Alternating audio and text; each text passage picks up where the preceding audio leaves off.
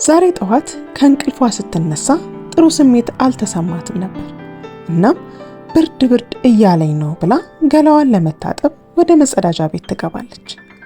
ገላዋን ታጥባ ከጨረሰች በኋላ ቀጠሮ ስለነበራት ወደዛው ለመሄድ ዝግጅቷን ጨርሳ መኖሪያ ቤቷ ውስጥ ሶፋ ላይ ተቀምጣ ቡና እየጠጣች ነበር። ነገር ግን ወዲያው ህይወቷ አለፈ።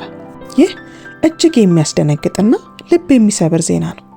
ትላንት አግኝተዋት አብረዋት የዋሉ ጓደኞቿ እንዲሁም ደግሞ በስልክ ያወሯት ዛሬም እሷን ለማግኘት ቀጥረው ይጠብቋት የነበሩ ሰዎች ይህንን ዜና ድንገት ሲሰሙ እጅግ ልባቸው ተሰበረ።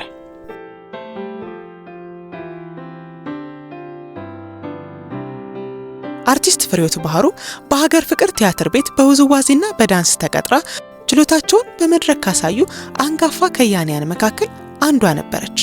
በሀገር ፍቅር ቲያትር ቤት ለበርካታ ዓመታት በሙያዋ ያገለገለችው አርቲስቷ በርካታ ፊልሞች፣ የቴሌቪዥን ድራማዎችና የሙዚቃ ክሊፖች ላይ በትወና ተሳትፋለች። አርቲስት ፍሬህይወት ባህሩ ነገ አርብ መስከረም 23 ቀን 2018 ዓ.ም ከጠዋቱ 3 ሰዓት እስከ 4 ሰዓት ባገለገለችበት ሀገር ፍቅር ቲያትር ቤት የክብር ሽኝት ይከናወንላታል። አርቲስት ፍሬህይወት ባህሩ የሁለት ሴት ልጆች እናትና የልጅ ልጅ አይታለች። እንግዲህ ሰው ድንገት እንደዚህ ህይወቱ ሲያልፍ ያሳዝናል። ለቤተሰብም ቢሆን 1 ቀን 2 ቀን ወይም 1 ሳምንትም ቢሆን ማስታመም ቀላል ነገር አይደለም። የአርቲስቷ ድንገት ማለፍ ሁላችንንም ያሳዘነና ልባችንን የነካ ጉዳይ ነው። በዚህ ጊዜ አለው ማለት ከንቱ ነው። ትላንት አይደለም አሁን ያየነውን አሁን አብሮን የነበረን ሰው እንኳን ድንገት ከመቅጽበት ልናጣው የምንችልበት አጋጣሚ ሰፊ ነው። ጓደኞቿ ስለ ፍሬዬ ተናግረው አይጠፉም። ተግባቢነቷን፣ ሰው አክባሪነቷን፣ ተጫዋችነቷን፣ የዋህነቷን፣ ሰብሳቢነቷን፣ እናትነቷን ሁሉም ይመሰክሩላታል። ፍሬዬ ከወጣትነት ጊዜዋ ጀምሮ በርካታ የኪነ ጥበብ ስራዎችን ሰርታለች። ረጅሙን ጊዜ ደግሞ በሀገር ፍቅር ቲያትር ቤት ነው ያሳለፈችው። ሀገር ፍቅር ቲያትር ቤት እግሩን የሚያበዛ ሰው ፍሬዬን አያጣትም። ከ3 ዓመት በፊት በካንሰር ህመም ምክንያት ህይወቷ ካለፈው ከዘነቡ ገሰሰ ጋር በጣም የቅርብ ጓደኛ ነበሩ። በተለያዩ መድረኮች ላይ የተለያዩ የጥበብ ስራዎችን በተለያየ ጊዜ ሰርተው ደምቀውም ነበር። በጓደኛዋ ዘነቡ ገሰሰ ሞት እጅግ ልቧ ተሰብሮና አዝናም አስተውለናት ነበር። ፍሬህይወት ሰሞኑን ትንሽ ጉንፋን አሟት ነበር። በትላንትናው ዕለት ግን እየተሰማት የነበረው ስሜት አየል ስላለባት ወደ ሆስፒታል ሄዳ ምርመራም አድርጋ ነበር። ነገር ግን ምርመራ ካደረገች በኋላ የተሰጣት ምላሽ ደህና ነሽ፣ ምንም የለብሽም የሚል ነበር። ከዛም በኋላ ወደ ቤቷ በሰላም ተመለሳለች። የተለያዩ ጓደኞቿ፣ ወዳጆቿ እንዲሁም የሚያውቋት የሚያደንቋት ሰዎች በሷ ህልፈት ዙሪያ የተለያዩ ሐሳብ አስተያየቶችን እየሰጡ ይገኛሉ። ትላንት አውርተን ዛሬ መሞትሽን ማመን አልቻልኩም፣ ምን አገኘሽ? አንቺ እኮ ማለት ሰብሳቢ ነሽ፣ መካሪ፣ ጠያቂ ነሽ፣ ምን አገኘሽ? የኔ ሳቂታ፣ የኔ ፍልቅልቅ ያሏትም አልጠፉም። ፍሬህይወት የሀገር ፍቅር ድምቀት ነበረች። እሷ ባለችበት ሳቅ ይደምቃል፣ ጨዋታ ይሞቃል። ሀገር ፍቅር ቅጥር ግቢ ውስጥ ሞቅ ያለ ድምጽ ከተሰማ በቃ ፍሬዬ ያለች ማለት ነው። ሞት ቀጠሮ የለውም። አንዳንዴ ልክ እንደ ድንገተኛ ደራሽ እንግዳ ሳይታሰብ ካለንበት ከተፍ ይላል። አንዳንዴ ደግሞ በህመም አስታኮ ተስፋ እንደሌለን አሳስቦ ቀኑን በጉጉት እንድንጠብቅ ያደርገናል። ለፍልቅልቋ፣ ለተጫዋቿ፣ ለአሳቢዋ፣ ለጠያቂዋ፣ ለአማካሪዋ ፍሬዬ ግን ሞት ጨክኖ ድንገት መጣባት። ታማ አስታሙኝ አላለች፣ ጠይቁኝ አላለች። እንደው በድንገት ጠዋት ተነስታ ተጣጥባ ቡናዋን እየጠጣች እያለ የሀገር ፍቅሯን ድምቀት እንደ ቀልድ ይዟት ሄደ። ህይወት እንደ ሸክላ ማለት ይህ አይደል? መቼም ሰዎች ነንና ብዙ ነገር እናቅዳለን፣ እንወጥናለን፣ እናስባለን። ግን ሁሌም ቢሆን አብዛኞቻችን እቅዳችንና ውጥናችን ውስጥ ፈጽሞ የማናስገባው ነገር ቢኖር ሞትን ነው።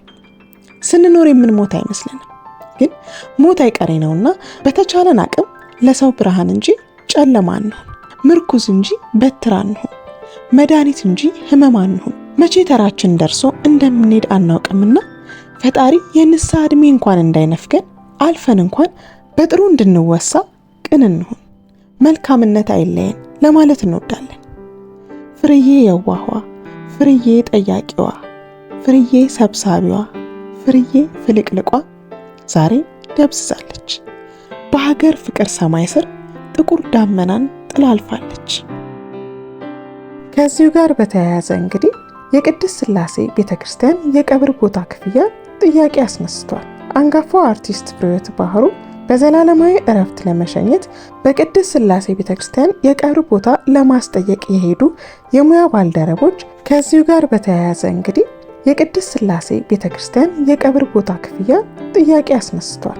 አንጋፋው አርቲስት ፍሬሕይወት ባህሩ በዘላለማዊ እረፍት ለመሸኘት በቅድስት ሥላሴ ቤተክርስቲያን የቀብር ቦታ ለማስጠየቅ የሄዱ የሙያ ባልደረቦች እጅግ ከፍተኛ የዋጋ ተመን መጠየቃቸውን ገልጸዋል።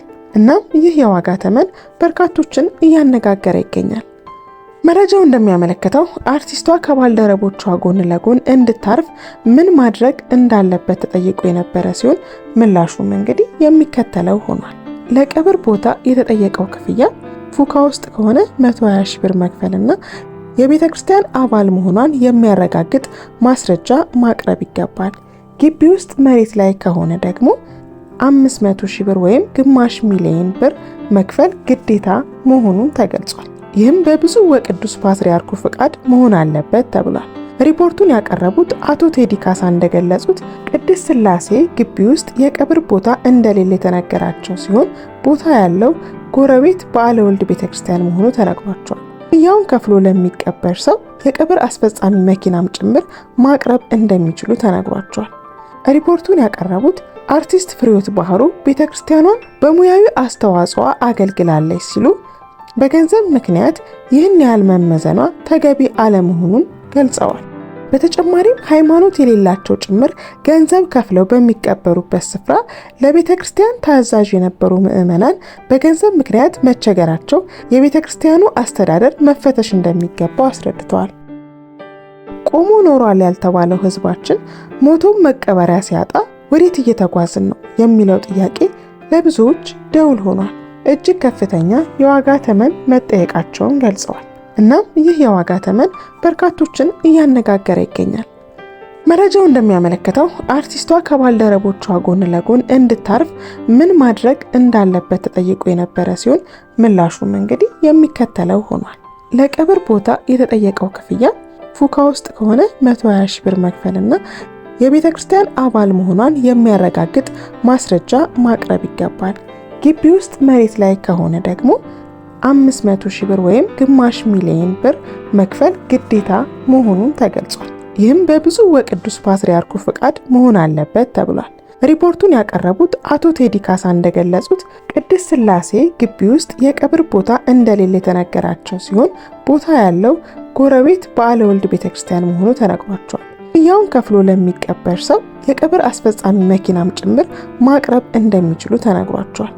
ሪፖርቱን ያቀረቡት አርቲስት ፍሬሕይወት ባህሩ ቤተክርስቲያኗን በሙያዊ አስተዋጽኦ አገልግላለች ሲሉ በገንዘብ ምክንያት ይህን ያህል መመዘኗ ተገቢ አለመሆኑን ገልጸዋል። በተጨማሪም ሃይማኖት የሌላቸው ጭምር ገንዘብ ከፍለው በሚቀበሩበት ስፍራ ለቤተ ክርስቲያን ታዛዥ የነበሩ ምዕመናን በገንዘብ ምክንያት መቸገራቸው የቤተ ክርስቲያኑ አስተዳደር መፈተሽ እንደሚገባው አስረድተዋል። ቆሞ ኖሯል ያልተባለው ሕዝባችን ሞቶም መቀበሪያ ሲያጣ ወዴት እየተጓዝን ነው የሚለው ጥያቄ ለብዙዎች ደውል ሆኗል። ፈጣሪ ነፍሷን በአጸደ ገነት ያኑር።